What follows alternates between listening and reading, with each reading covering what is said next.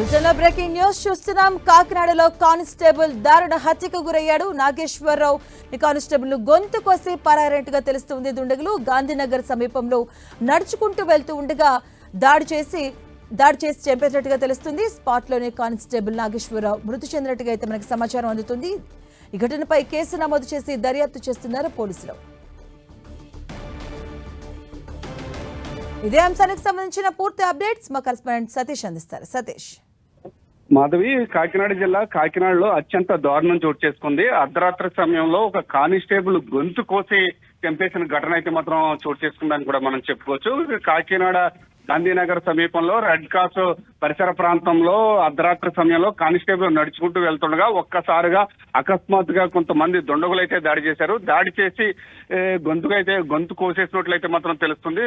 ఈ ఘటనతో స్థానికులు అందరూ కూడా భయాందోళన కూడా గురైన పరిస్థితి కూడా నెలకొందని కూడా మనం చెప్పుకోవచ్చు. అయితే అర్ధరాత్రి సమయం కావడం, ఒంటరిగా నడుచుకుంటా వెళ్తున్న సమయంలో ఈ ఘటన చోటు చేసుకోవడంతో అక్కడికక్కడే స్పాట్ లో అయితే మాత్రం కానిస్టేబుల్ కూడా నాగేశ్వరరావు కూడా మృతి చెందినట్లయితే మాత్రం తెలుస్తుంది. దీనికి సంబంధించి ఇప్పటికే క్లూస్ టీం కూడా రంగంలోకి దిగిన పరిస్థితి కూడా నెలకొంది. అయితే సీసీటీవీ ఫుటేజ్ ఆధారంగా, క్లూస్ టీం ఆధారంగా ఇన్వెస్టిగేషన్ అయితే మాత్రం ప్రారంభించారు. ఏ కారణం చేత ఈ ఘటన చోటు చేసుకుందా, ఈ హత్య చేయడానికి గల కారణాలు అనే దానిపై ఇన్వెస్టిగేషన్ అయితే మాత్రం ప్రారంభించారని కూడా చెప్పుకోవచ్చు. అయితే ఏపీఎస్పీ కానిస్టేబుల్ గా నాగేశ్వరరావు అయితే పనిచేస్తున్నాడు. సుమారు 46 సంవత్సరాల వయసు అయితే మాత్రం ఉంటుంది. దీనికి సంబంధించి అంటే ఈ హత్యకి గల కారణాలపై పోలీసులు అయితే మాత్రం విచారణ అయితే మాత్రం ప్రారంభించారని చెప్పుకోవచ్చు. అయితే వ్యక్తిగత కారణాలా లేకపోతే వేరే కారణాలు ఉన్నాయా అనే అంశంపై పూర్తి స్థాయిలో దర్యాప్తు అయితే కూడా ప్రారంభించారని కూడా మనం చెప్పుకోవచ్చు. మాధవి. Right, thank you Satish.